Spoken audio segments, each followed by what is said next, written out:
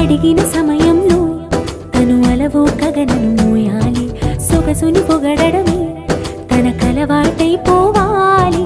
పనులను పంచుకుని మనసుంటే ఇంకేం కావాలి. అలకని తెలుసుకుని అందంగా బతిమాలా